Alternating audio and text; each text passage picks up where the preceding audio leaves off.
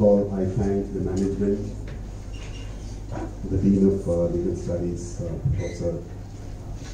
It's an opportunity for me to throw light on what is nothing but globalization. Today, because of Google, we all know what it is. We can at least surf and know. We can Google and understand most of the information.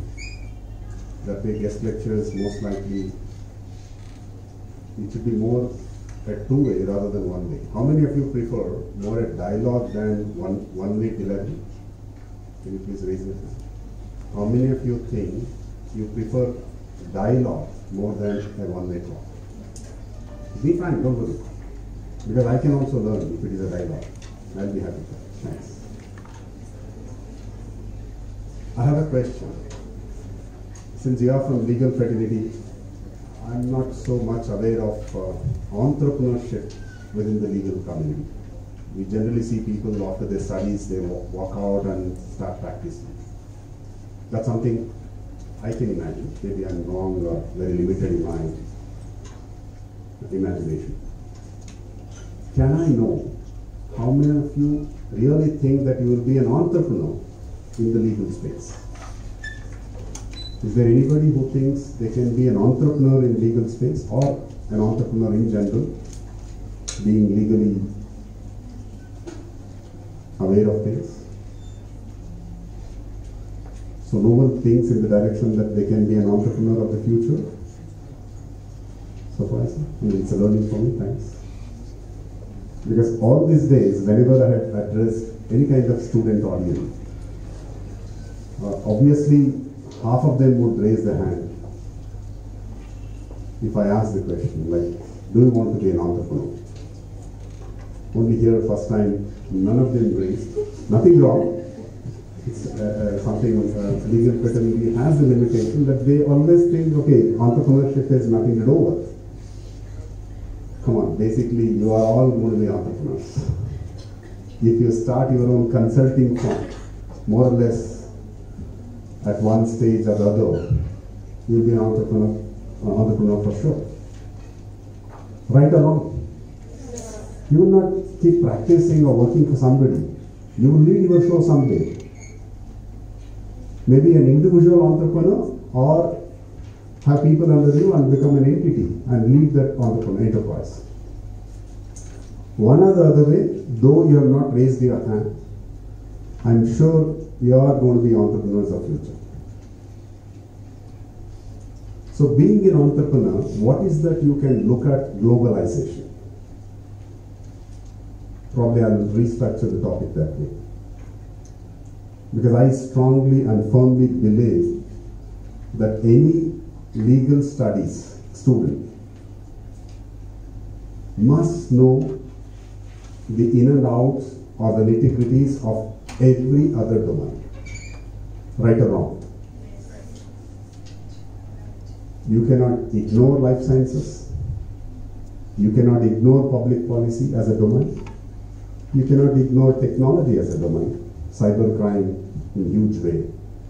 As part of globalization, it is cybersecurity at its peak. And obviously you want to have a lot of issues there. A lot of crime-related things with cybersecurity. You need to know. What I mean, you have to cut across all domains. That's a greater and greatest advantage, which as an engineering student I didn't have. My scope was very limited when it comes to learning. For you, nothing stops. How many of you think globalization has helped India? I know I am not defining what is globalization. Assume that we all know what is globalization. Please raise your hands once more. Thank you. So rest of the Lord believes that it is not, it is a bane to society, not a boon. Is it so? Absolutely. It's always a twin-edged sword. It can fall and cut either ways. So what is globalization? Can I have somebody to just say a few words on that? As I said, I prefer more a dialogue kind of a thing than one-way lecturing. So I would invite a few of you to really be open, don't worry. I'm not a guest lecturer here. I invite you to learn. Can anybody explain or tell in one or two sentences what is globalization? Please. It's the opening up of the economy into the world. It's like globalization in a way has made us into a big village. So we live in a global village. That's what Tom does recently. Yeah, he's right. Basically, it is to do with the trading across, cutting across boundaries. See, internationally, we have the mobility to do whatever business, be it a service, which includes even the practice as lawyers, or with manufacturing, which is export and import kind of stuff, or any industry. See, everything can be in place, and there is something like a lateral mobility possible, being part of the globalization. Can anyone tell me, when is that we started to think that we are part of the global community?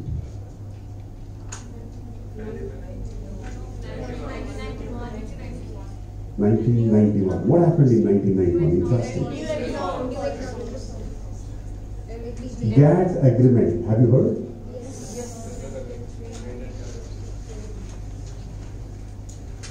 General Agreement on Trade and Absolutely. That's something when our Prime Minister P.V. Narasimha Rao in 1991-92, that's when we signed the GATT agreement. We know WTO, right? Which controls World Trade Organization, that is supposed to manage all this. So that's when we entered. Till such time, we were just for ourselves. Do you think that was the right decision then? Yes. Of course, half of you have already raised your hand, stating that globalization is good for India. Of course, any system, see, let's believe in one statement, which I always believed in. Today's solutions are tomorrow's problem. Like yesterday's solutions are today's problem. Somebody lived in Bangalore would know, since I lived all through in Bangalore. Roads were very narrow. At least now I think so. But 30 years ago, roads were really not so narrow. We never felt. We thought it's good, these are decent roads, 40-foot roads, 60-foot roads, so good enough. But today that's not. I'm just giving an example of how yesterday's solutions are today's problems. So what is that we can do there? Even in the globalization arena, when we start doing things, we should have long-term strategies. We should not think of a short-term solution, right? Because anyway, it's going to be a problem. See, what I design as a solution or a system or a practice may not hold good 50 years from now, 100 years from now, maybe 200 years from now for sure. But I don't want the system to fail in next 1 or 2 decades. Let the system be obsolete maybe in 100 or 200 years. So let's look at a long-term solution. Hope you got my point clear, right? So because you're going to be the elite part of the society, and you will represent any and every kind, section of the society when it comes to defending law for the people. So obviously you should know, you take a stand, let it be a long-term strategy, not for a short-term gain or something short-sighted. And also you believe in one other principle under globalization. There is something like, which I again believe, money by default. Do you get it, what I said? Money by default. Even when we practice, let's not worry about what we earn. Let's do the job, let's enjoy the job. If you become a good icon in legal industry, obviously money will follow you. I know people who charge 25 lakh per hearing in the Supreme Court. They're not paid just as it is, no? I mean, they have that kind of a knowledge acquired, the confidence they have. They can defend rightly, rather. So let's strongly believe in the principle called money by default, because we're going to be entrepreneurs. We should not look at, okay, what is that I gain out of this? Your profession won't allow, like doctors. I rate you better than doctoring profession, because you have to solve their problems, like any other sections, domains. So these two are something I just wanted to give as a message, and if you keep that properly, you will be better off in this global environment. How many of you think that you want to practice even outside India? No, thinking, I'm saying you need not practice, but can you think that if there is an opportunity, you will go out of India and provide your services? Yes, right? Am I boring?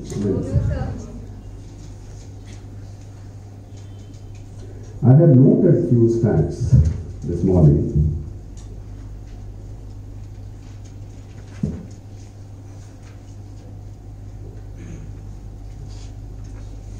Basically, there are sayings, what is nothing but globalization? It's unifying the diverse world. Probably that's what, in a simple way, we can term it as.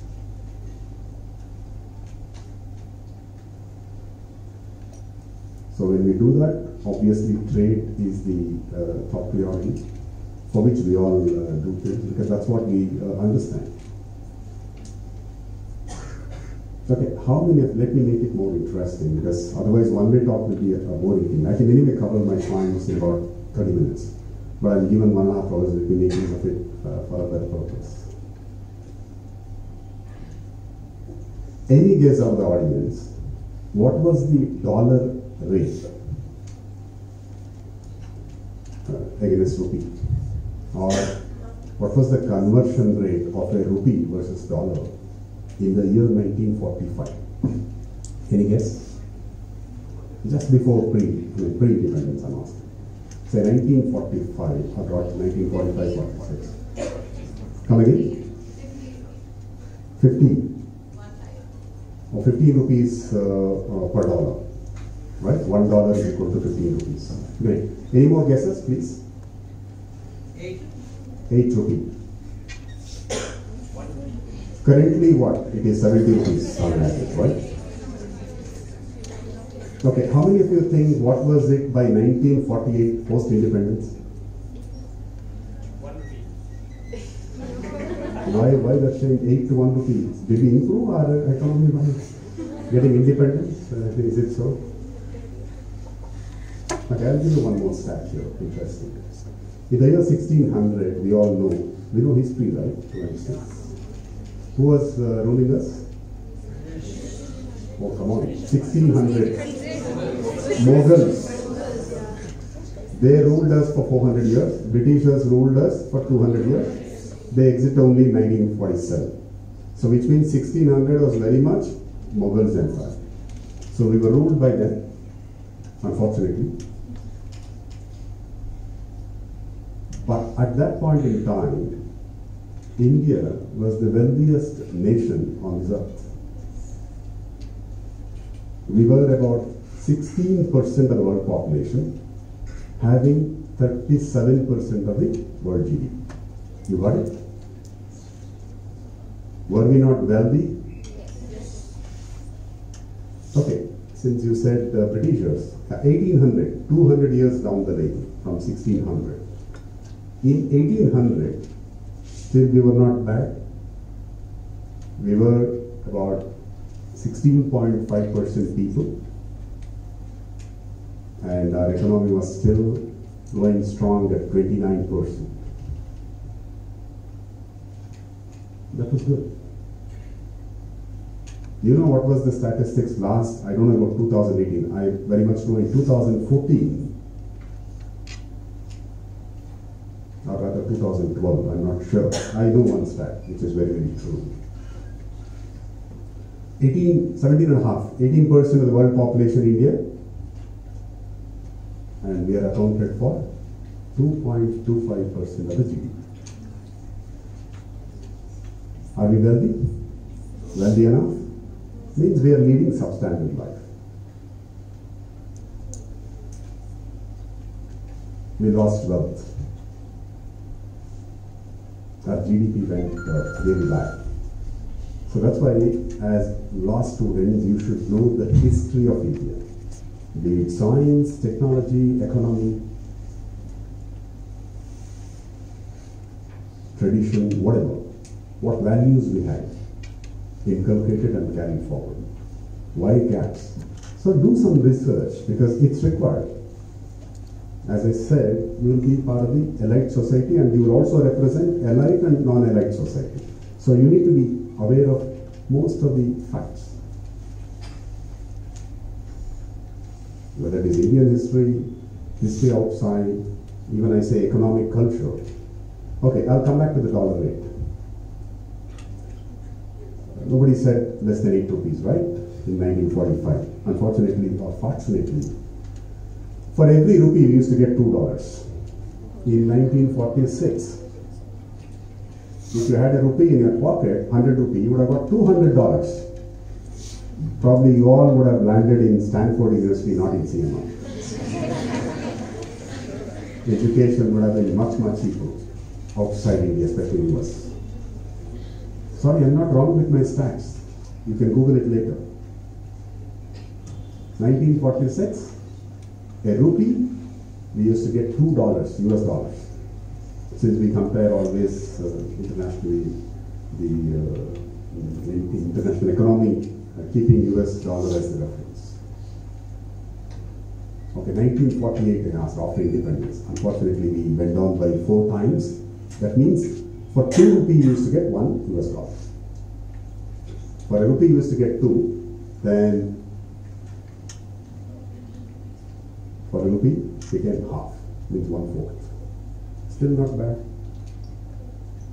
In the year 1971 it was 23 rupees. 1991, 31. 1998, 42. 2006, 44, 45. 2014, 74. 2018, 68. I have hovering around 65 to 70. Is it good or bad? Have we managed our economic affairs good or bad? Supposing your forefathers had left thousands of crores, they left with a few pennies, so it means you have managed badly. So that reflects. I don't take any administration or a political party which ruled India, but unfortunately it is true that we never managed our finances well. Very unfortunate. Stats say. I don't need to go by any political arguments. Agree? I'm not wrong with stats, don't worry, don't be shocked, surprised. See, we should know these kind of stats for 2 reasons. One is to keep our learning at the highest order. We'll always be with all enthusiasm to know most of it. It must be encyclopedia. Each of you. You need to know. So you can practice better. You can come up with better solutions. Long-term solutions. Okay. Since economics has something to do with globalization, I'm just focusing more on economy.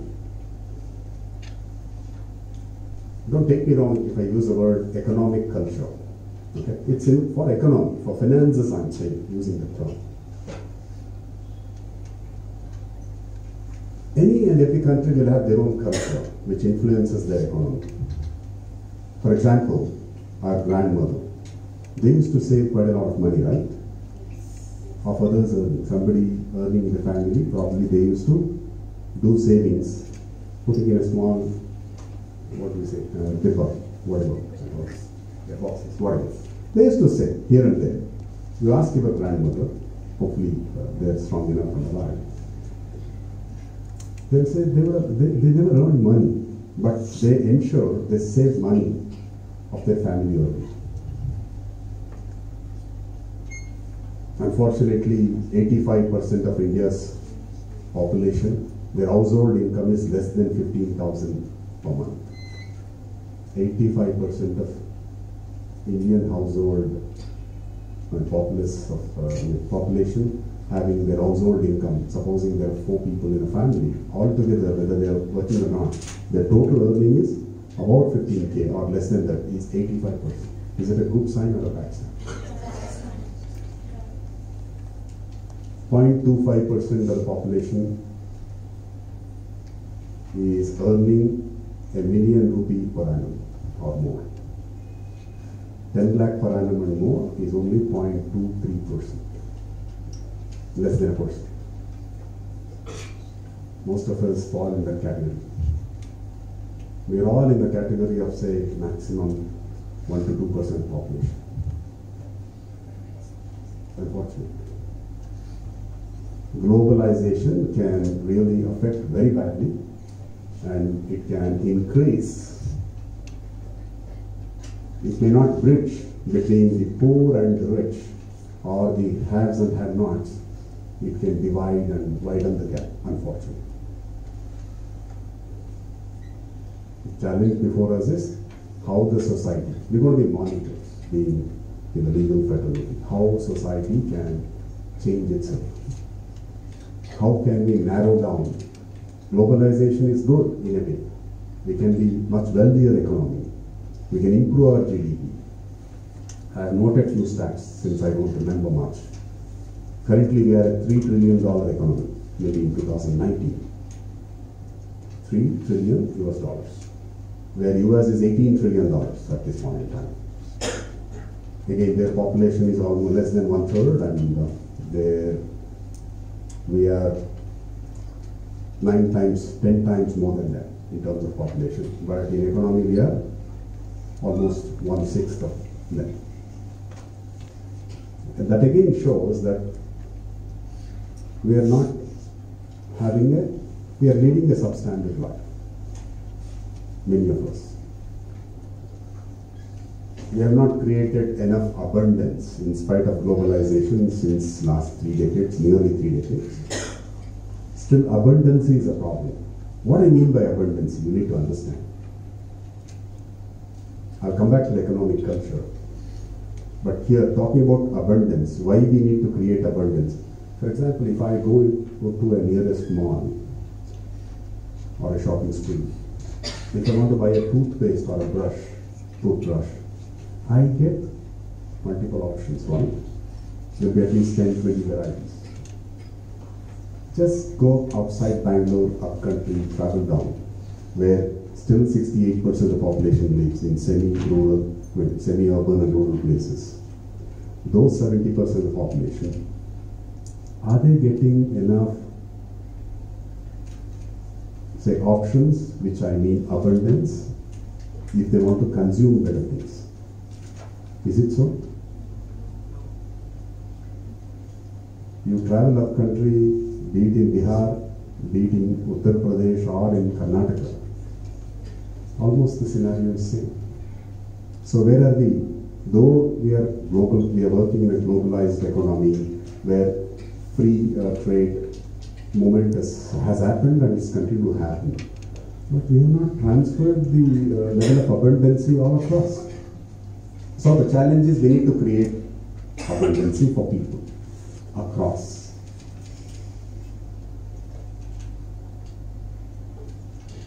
Coming back to economic culture, if I talk about China, if I talk about Japan, if I talk about Canada and US, North America, and India, I'll just take different economies so that we are able to understand what we mean by, or rather I mean by, economic culture. As I said, our grandparents used to save quite a lot of money, grandmother rather. Being a housewife, they had enough savings at home, never in banks. But today, because of cooperative movements, you know cooperative societies, right? They're much larger than nationalized and private banks, even to this day. Because they're in huge numbers. Of course, they need to be streamlined. That's one of the challenges.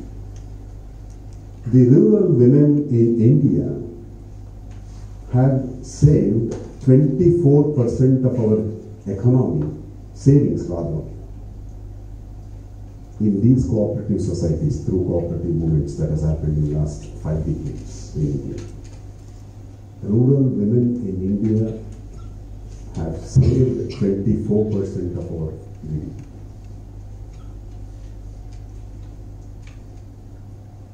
Surprising. Not people like me and others who are sitting and earning maybe big fat salaries. We have not contributed because we are only what, 20.25% of the population.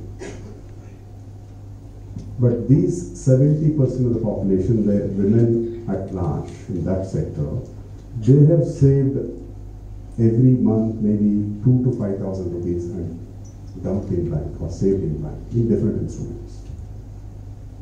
That's the largest savings. Say, look at our culture.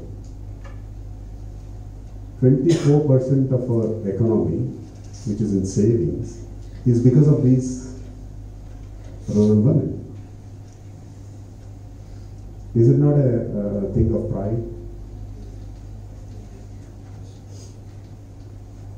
I'll talk about Japan. Okay, 1970, 50 years ago. Japan was in huge crisis, financial crisis. Though they are very good at this point in time.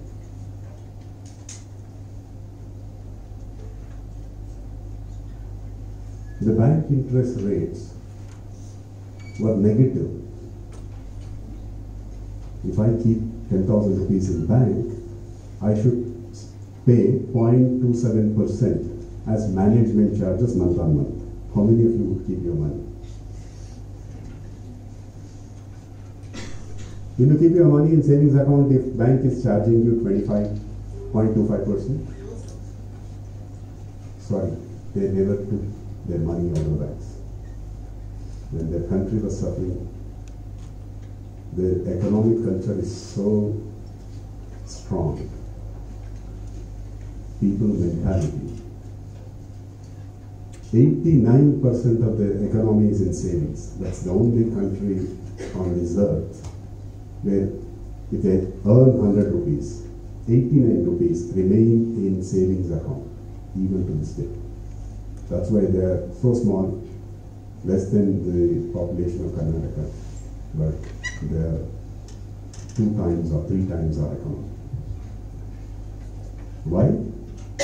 The savings is their culture, and they were never afraid, even when their government charged negative interest, nobody took their money out in 1970-71. Money was very much lying. Now, today they might have about 1.5 to 2% per annum savings interest, like US. But when it was negative, their true character was understood. Something like a British man said long ago in 1947, at the time of independence, he said, India will have a crisis where there will be a lot of political movements, rather they become political parties later, but the true color of a political party is known only when they are brought to power. When a political system or a party, being in opposition, we won't know. But when we give them the power, we will understand their color. Whether they will be corrupt, non-corrupt, whatever it is. The degree may be. So coming back to Japan, understanding an aspect of Indian rural women on savings, which is part of economy, which will lead to our GDP. Talking about United Nations, 11% of the population in US is both Chinese and Indians. 11% of US population. To be precise, 1% of US population is Indian origin, 10% of US population is Chinese. 1% of India's population in the US holds 9% of US economy. Good or bad?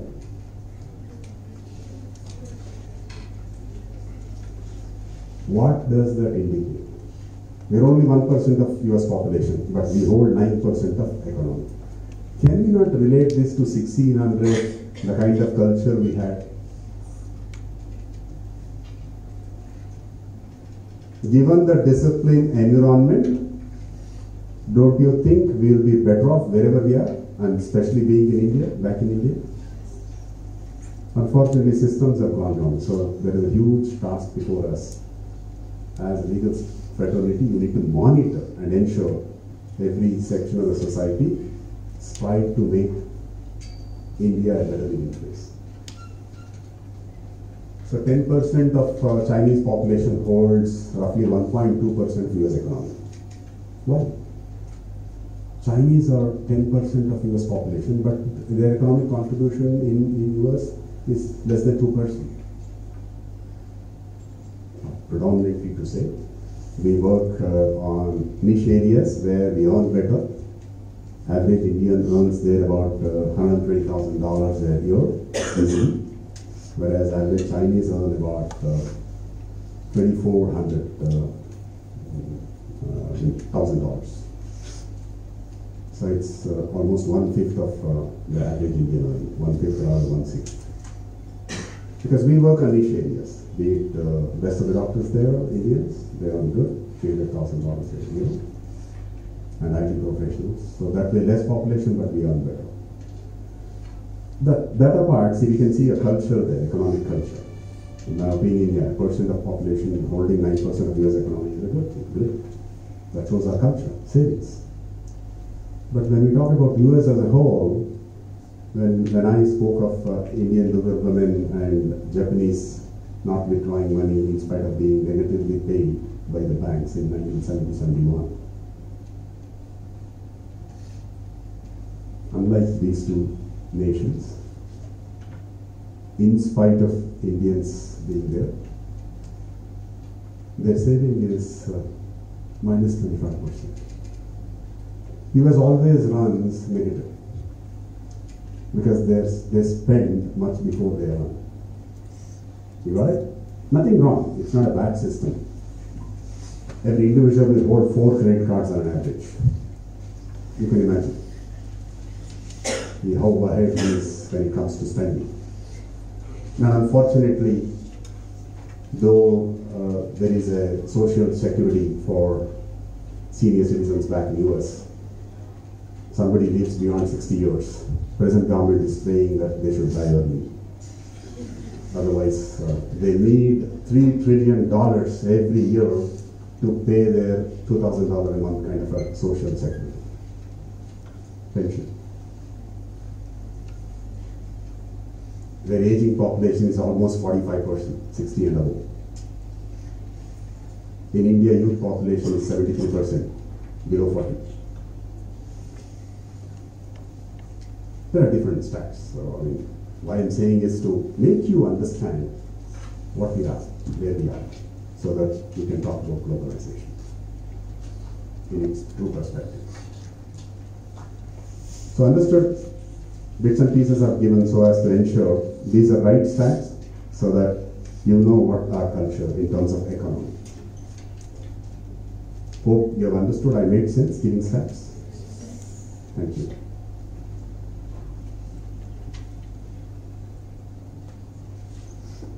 Let me look at the impact of globalization, be it positive or negative. What were those? Let's also, I have noted few stats this morning about our GDP contribution. So GDP per se, largely services is a sector where even legal services, IT services, everything would come. X amount of population involved in the services. And India still we are predominantly agriculture-based country. Even pre-independence, post-independence, even to this day, 68% of our population rely on agriculture as a profession. And other thing is industry. Industry means manufacturing. So there are three sectors, if we take it, where 68% of the population is on the agriculture, and roughly about, I can say equally about, so 15 to 18% each in services and industry. Industry means you go into a factory, you work, you deliver. Services is something which are more a skill-based work, which are like IT services, legal services, commerce, auditors, whatever, professions. But any imagine how many percentage of revenue, GDP proportion we contribute for these three sectors? And these are the by and large, when I've restricted to these three sectors. Do you think agriculture has better GDP contribution or services or industry? Services. Why? When we have 68% population on agriculture, how come they're not generating or they're not going to be a larger chunk of the GDP? Why? Somebody talk to me, right? It's an education for me. Can anybody? Why? No speaker? You have to argue so much in the court. The service is again niche-based industry. Okay. So the output produced by that sector has a higher monetary value, which in turn contributes towards the higher side, towards the GDP. Beg to disagree, but unfortunately that's a fact, but I still beg to disagree because my question is again, 68% of people in agriculture, why not they contribute at least 40% of India's economy, 50% of India's economy? Ultimately, what all we need? We need food, right? Day in, day out, to live better. There is a positive impact of globalization on service sector because a sense of interconnectedness is there. But when you're talking about agriculture, we are strictly talking about India. There's nothing much to talk about exporting the agricultural products. Service, on the other hand, is interconnected. Yeah, I beg to differ from you for two things. Okay, not a contest, what I'm saying, because what I have assumed as information or with the exposure. Agriculture goods or import-export is much higher than any other goods, even to this day. Luckily, India, we are self-sufficient in our food chain. Food grains, what we produce. We are still self-sufficient. We can be as productive as high as 3 times what we do now. We can serve the whole world. Indian soil can produce food grains for the whole world if we have proper practices, taking help of technology and having good practices. We are not doing that. We are falling short there. Currently, 68% of people contribute only 17% of the GDP. We can be even 50% GDP. Productivity can go 3 times. Obviously, export can go much larger. Of course, few things we need to import because climate conditions. Whole of the world, India is the region, terrain, where we have exact 12 hours day and 12 hours night time. Going to Europe, you will have 16 hours non-daylight. Here the daylight and night is equal, means it is very conducive for agriculture. Globally, India is the best place for agriculture. But we have still not understood, still not getting into that level of productivity. But export, import, that's happening even in agriculture goods. Big time. Finished goods. Finished food as a finished product. Yeah. Huge. We export cotton. There's so many things, probably that's a bigger thing to understand. But here for the day, yeah, 70% GDP is what we contribute even to this day, being 68% rural population. Services, yes. Because of globalization, services is the best advantage. Because we couldn't have imagined most of the work like data processing. We never imagined that we sitting in India would do all those work. Information technology again. So those are the services which has really made up, and today services contribute 58% of the GDP. 70 to 18% of the population who are into services sector, they contribute 58% of India's GDP. That's a good growth, you have rightly pointed out. But the challenge is again agriculture. Industry per se, okay, fine. That is more or less 1:1.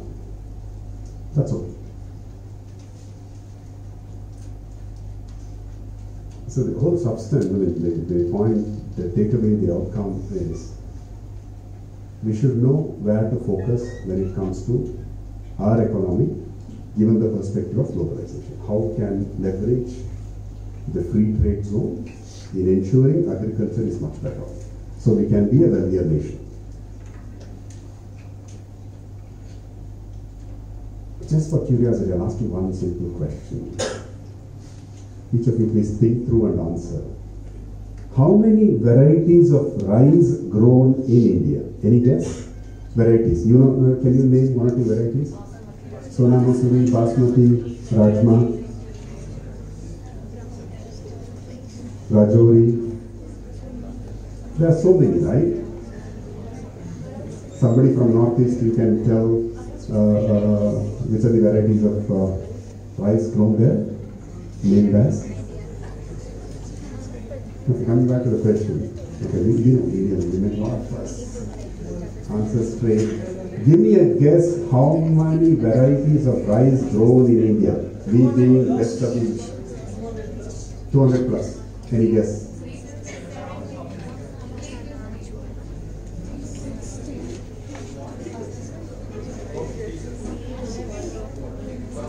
How many varieties of rice grown in India? Quick. Tell no. Guess some numbers.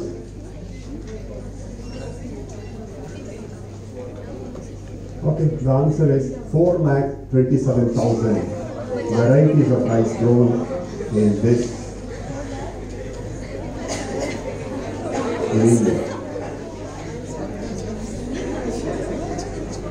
We hardly live for 10,000 days. If we try out 2 times a day, 2 different things, still we can eat 60,000 varieties, not 4,27,000 varieties. This is not a wrong stat. So much, so many varieties.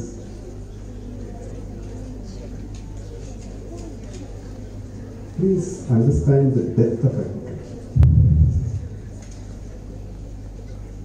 Shocking, right? Nobody guessed. We were talking about 200, 300. Not even a % accurate. That's why I repeatedly say, being alike, having or to represent elites as you go by, please have minimum common sense. Don't take me wrong for using the word minimum common sense. Rather, have maximum common sense. Means, how do you acquire common sense? By knowing facts, figures, statistics. Lovely man, that's what you should study. 50% of your studies must be just not the way you practice and the legalities involved, but the domains, cut across, understand. I can help you, I can engage in debate because I've traveled extensively, whatever little exposure I have, I can share. What is United Nations? You should understand. What is WTO? Please go and search in the Google. Google and see what you know. Please refer to proper, say, authenticated sites.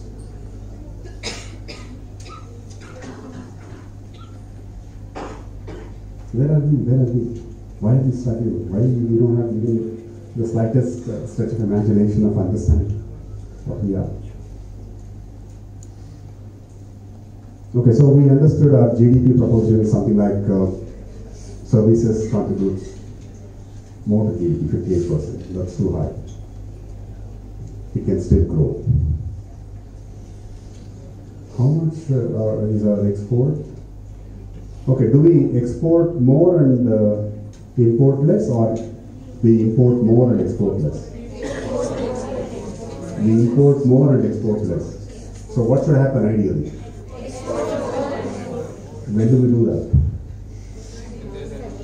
That's why I say we need more entrepreneurs.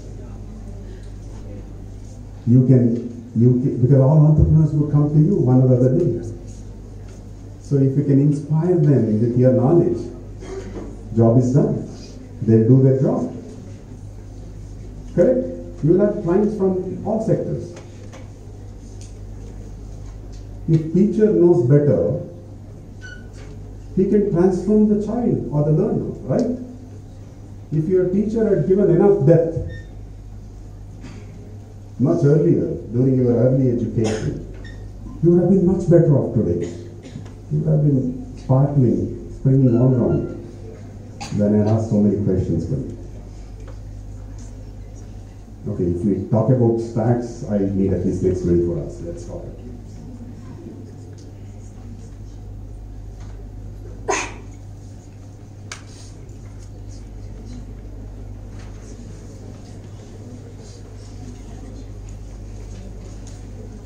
Actually, export means, rather we were exporting about $100 billion in the year 2005. Very negligible. 1/10 of a trillion. And we are likely to touch $1 trillion export when our economy is just $3 trillion in the year 2024 or 25. Currently, we are at $600 billion. 1,000 billion is $1 trillion, right? Yeah. Sure. Don't ask me for zeros because we don't imagine of it. We were knowing zeros because of handheld device. We forgot to even know how many digits we get, but we know it. That can help us all the time. Because I used to remember at least 500 telephone numbers, landlines. Today, if you ask me, no, I can only go by name. That too if I search. I lost my memory, unfortunately. It's true, right? I was literally knowing 500 numbers till 1999.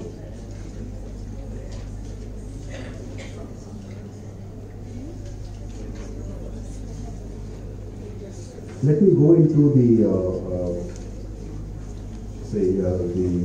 advantages, rather negatives and positives of globalization. Can anybody help me in understanding the very few points, facts? What is negative? Or let's talk about what are positives of the globalization. One is free trade, because of which economy is moving. Foreign investments. Okay, FDI, foreign direct investment happening. So you want to know the stat on that? I think I had recorded sometime FDI thing. Okay, in 2004 it was $4.3 billion, very less. That was the FDI we received. Now we have a better framework for investment, and government policies are more friendly. As a result, we touched $100 billion from $5 billion in 2005. By 2010 in 2015, after 10 years, we became $100 billion investment, FDI.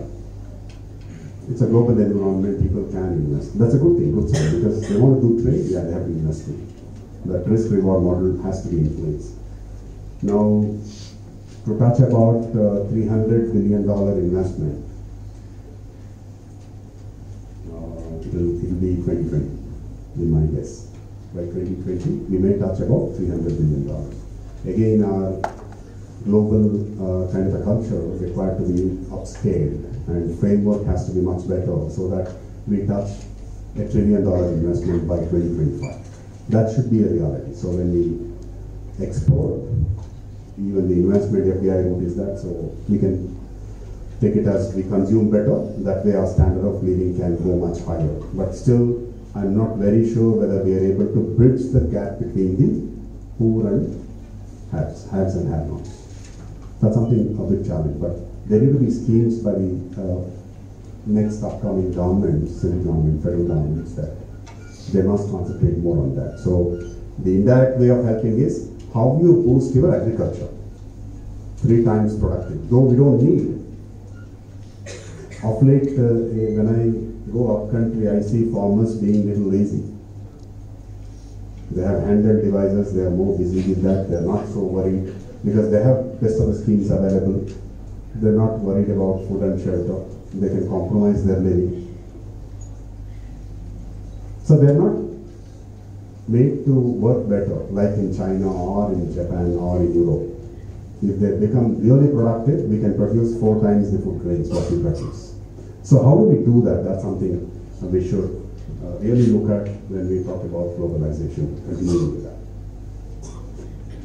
Okay, any more guesses on the advantages or positives of globalization in the last 28 years?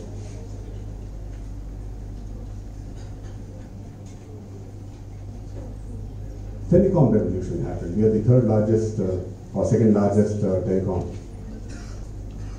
network or solution provider. Mainly because of population, right? All of us, how many of you do not carry a mobile of your own?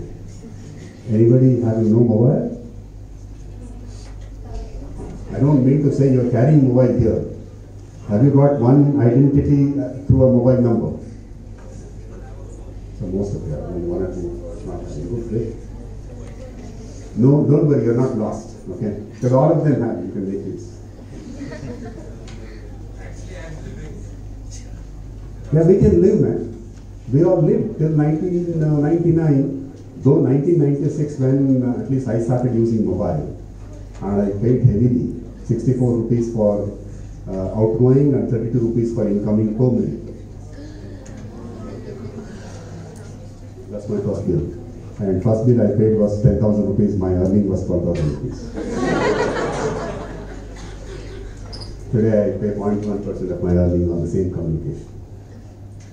Okay, that's a reality. So that's the next we have revolutionized.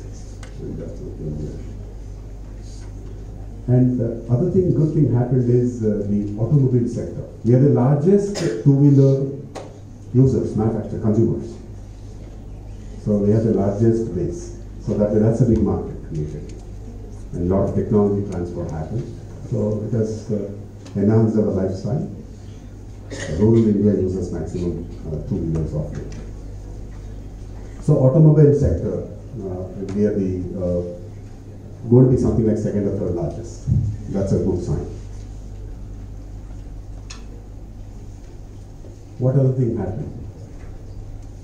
Are we not getting variety of foods of late? All cuisines and varieties, whatever we say. Right or wrong? Yes?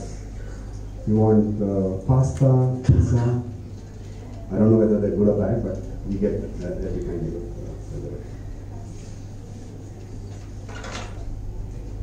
And other thing that happened, any guess? Entertainment as an industry. Don't you think our movies are now played all over the world? Which was not so before 1990. Never cutting across or going out of our boundary was never expected. Today, entertainment industry has leverage.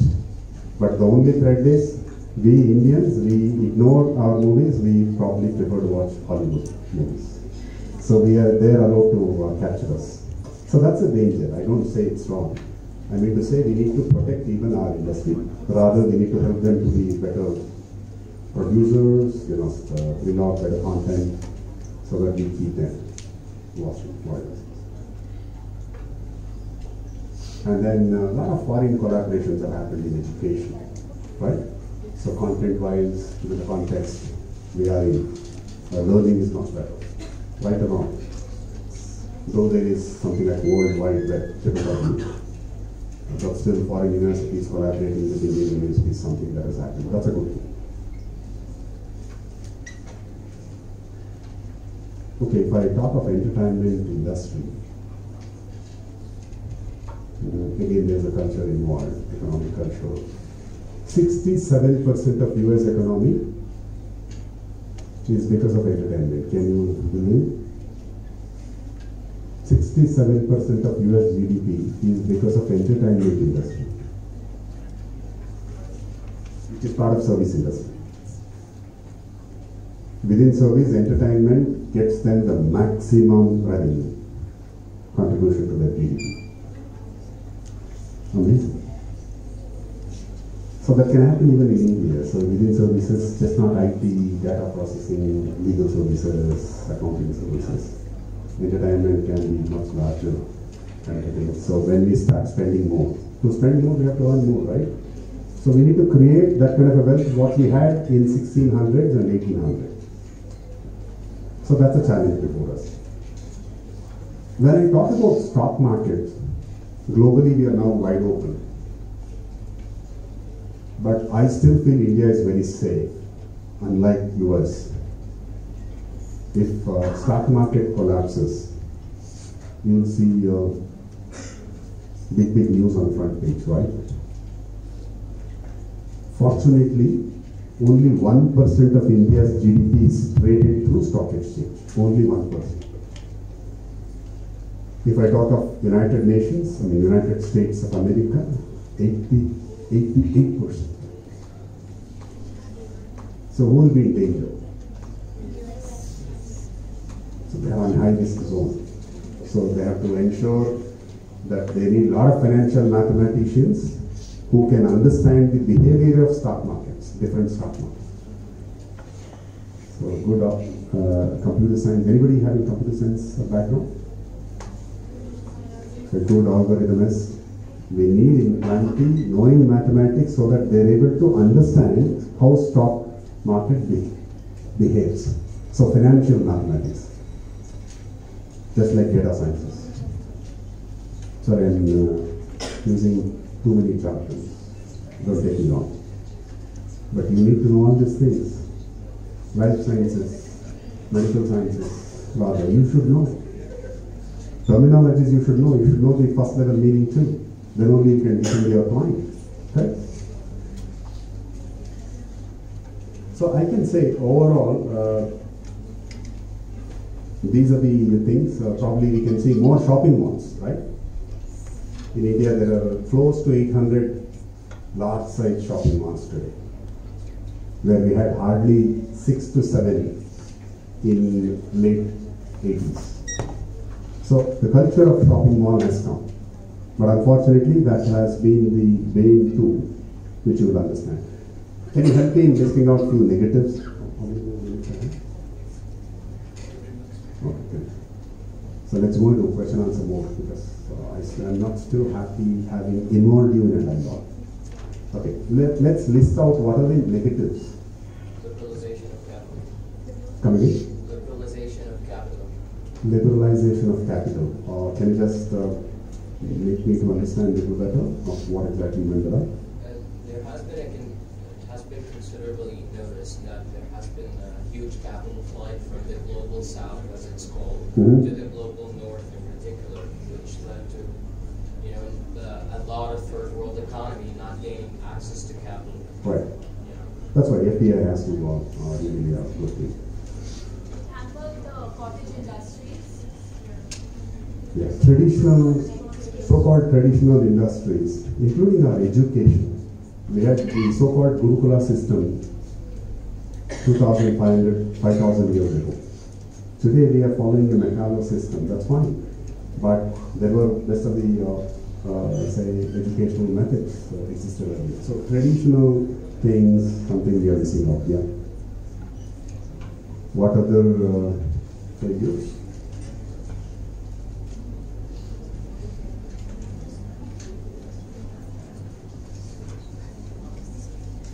Do you think globalization has addressed the problem of unemployment? How many of you think, take a guess, don't worry whether it is right or wrong. How many of us here think globalization has helped in overcoming unemployment? Only 2 believes, 4, 5. So rest all believes that globalization has really done the other way, means it has increased unemployment, right? It has to be, right? It has increased unemployment. It has increased unemployment, and actually it has done worse. That's right. That's what even we were commenting. So globalization has not addressed the problem of unemployment. Even in the last 5 years, the federal government, central government in India, I don't think they could address, because it's a much larger framework that has to be understood in the first place, so as to address it. So because of the population being huge, and that too, young population is almost 70%, below 40 years, who can work like anything. So we are not making productive. So it has really not addressed the unemployment issue. But yeah, few of the sectors where more employments have happened, higher returns are there, that's fine. Those are all niche areas. But if you don't address the agriculture per se, then we will still be unemployed. Any more points? Yeah, we have, in terms of tradition, culture, yeah, we have taken a beating. I don't know how to set right that probably. We need some real brainstorming sessions happening now and then with the younger mass so that they uphold our tradition for good reasons, traditional values, because we have the best of the economic culture even to this day. But for that culture, do you think 1% we Indians would have voted 9% of US economy? No. Given the disciplined environment, so obviously we can perform. We have that character in us.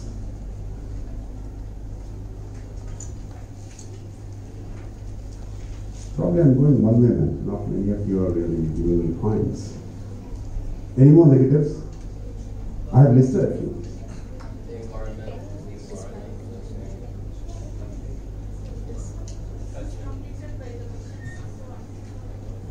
Unemployment. How about e-waste? Is it because of globalization? Increase in e-waste? Why increase in e-waste? Earlier, we used to hold any electronic goods for at least 10 years, 15 years. Today, our handheld devices can change in few days, months, weeks. But believe me, I am holding both my handheld devices. One Moto G, though I can afford to buy anything. So this is 6-year-old, and I have one Microsoft. This is 5.5 years old. I'm not contributing to e-waste. Though I could have many iPhones and Apple, whatever. So increased gadgets, electronic gadgets have contributed to e-waste. That's a problem actually. That's a problem because of globalization.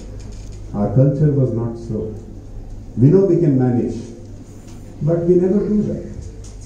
Anything that's coming, whether, I don't know, most of you, or rather all of you, you might not be earning, but still somebody sponsors you, your parents. You won't mind asking anything and everything, especially handheld device. We spend quite a lot there. So our consumerism is much higher, but it is contributing to e-waste. That's one danger we need to address. And one more thing is, I can say, there are some traditional industries. What do we say? I know in Canada, Gudi Kaigarike, what do they say? In English? I'm not getting that word, that's fine. So basically in rural places, the non-agricultural occupations in plenty, okay? But government of India need to understand, if they don't encourage them, because agriculture is again a seasonal thing. If they have better rains, because of conducive atmosphere, they can grow. Otherwise, they cannot waste their time. They must do some non-agricultural occupations.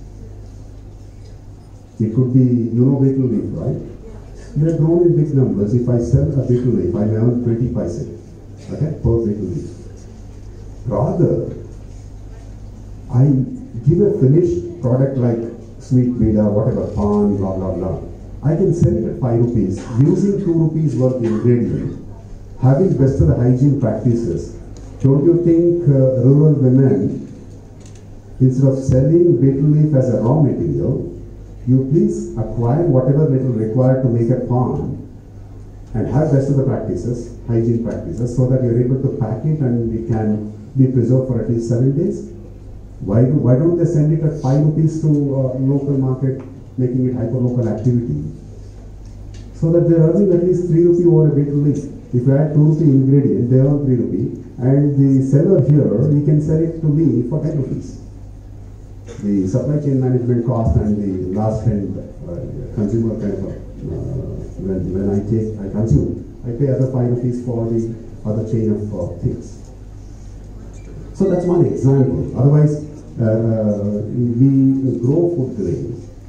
We can make some, ragi, which is grown in the southern part of Karnataka most.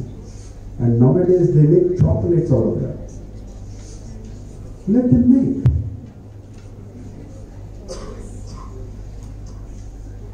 Believe me, they make chocolates out of that.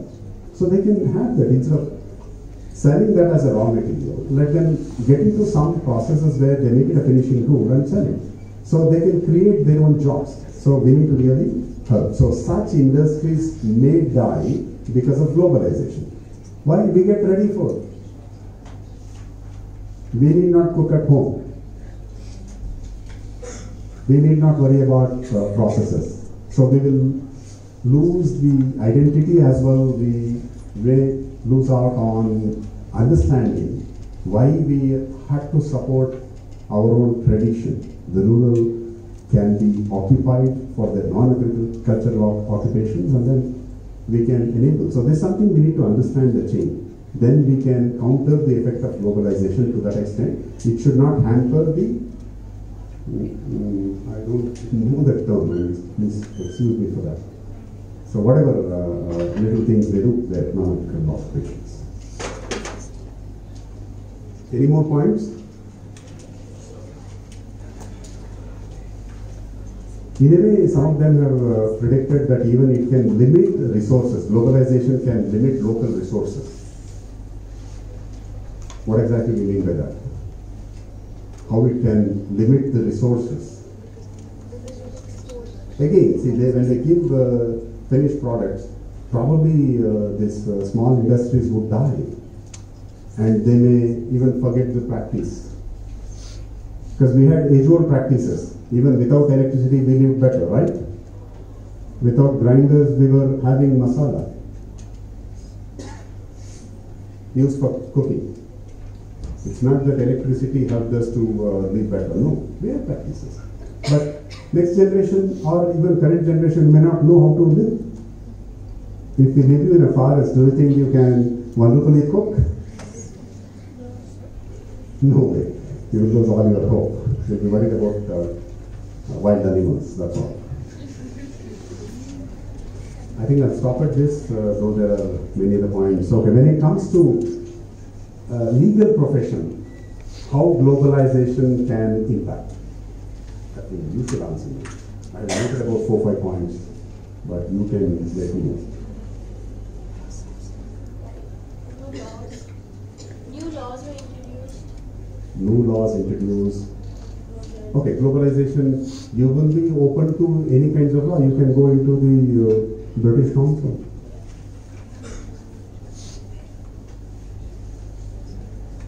How many of you think you will write or rewrite a constitution someday outside India, other countries?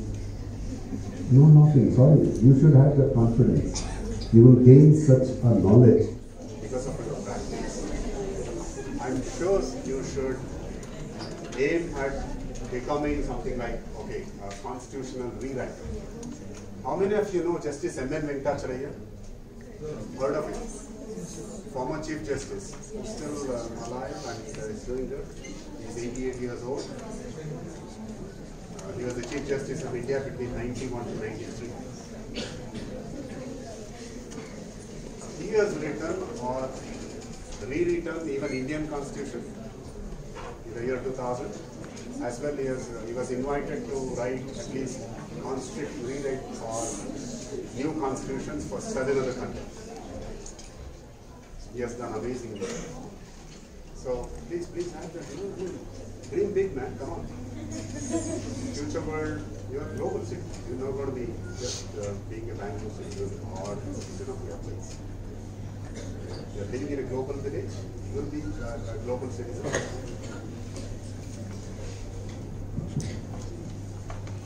So being in global village, obviously you have to think globally. Okay? So please aim high and do things. Okay, come back to it. So any more points on how we can affect or influence globalization that can influence your profession?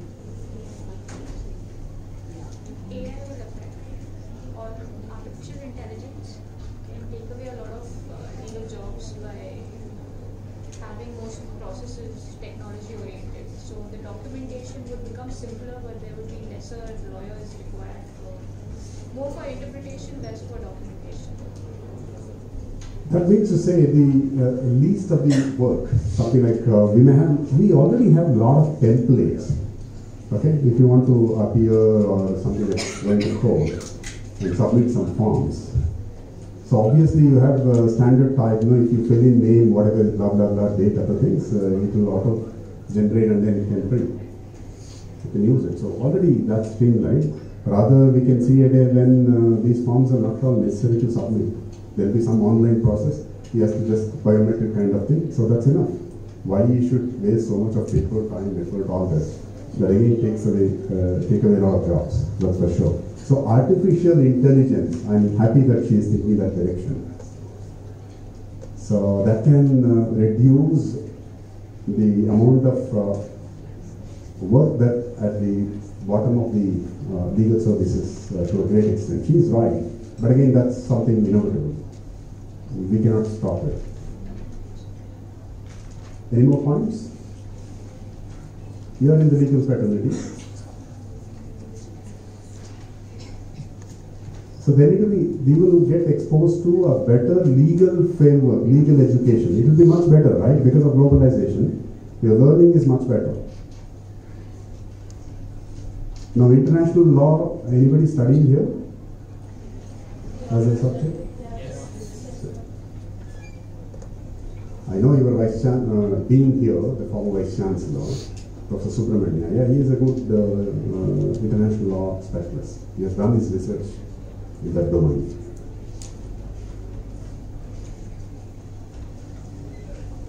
Advocates currently who is already into practice need to have better professional skills. Most of them lack, right? They won't even understand, they're not so tech savvy. They're not. Now, today, there are a lot of Supreme Court judgments. The Apex Court judgment becomes a ruling for the lower courts, right or wrong? So you need not put any arguments there. You refer to some judgment which has a similar background, citing that, giving that citation to the lower court in the High Court. The Supreme Court citation is more than enough to prove a case or to put your facts. Likewise, in the lower court, if you refer to High Court, fair enough. How many of the current lawyers know that? It has become simple. The repository is so huge. Even as a layman, I can surf in the net. There are authenticated Google official sites of whatever government of legal things. The challenge would be the law will have to deal with very diversified, situations. Issues are so diverse, right? So you need to understand them, for which technology helps. If I want to understand an issue in Meghalaya, sitting here, how can I do that? Fortunately, the web can allow me, and other references can allow me sitting at my place to understand few things so that I am able to provide a better solution. So professional upskilling is required with the current practicing advocates, lawyers. And of course, you as students, you need to be much on a higher strata.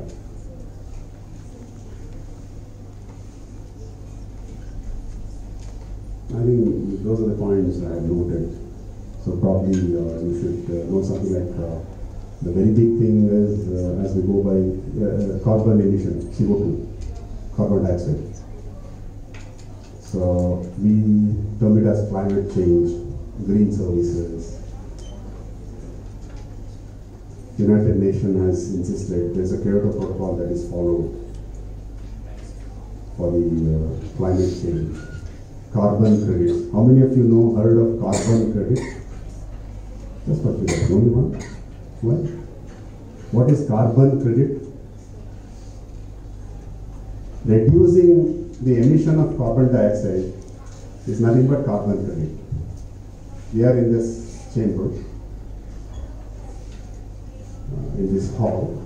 So we are emitting carbon dioxide. So how to reduce it? If you don't use much of the lights, I am reducing the emission of carbon. So that is reduction, which is nothing but a carbon credit. Sorry, these are all very simple, but we need to understand. So what is carbon credit? If you don't understand, probably you get a lot of cases in that dimension. If you don't know the basics of it, you'll be failed to even recognize others. What are the processes? What is clean development mechanism? A lot of things. So you need to know in that direction if you want to practice in climate change domain. That's it from my end. Probably any questions I'll be happy to answer at my best.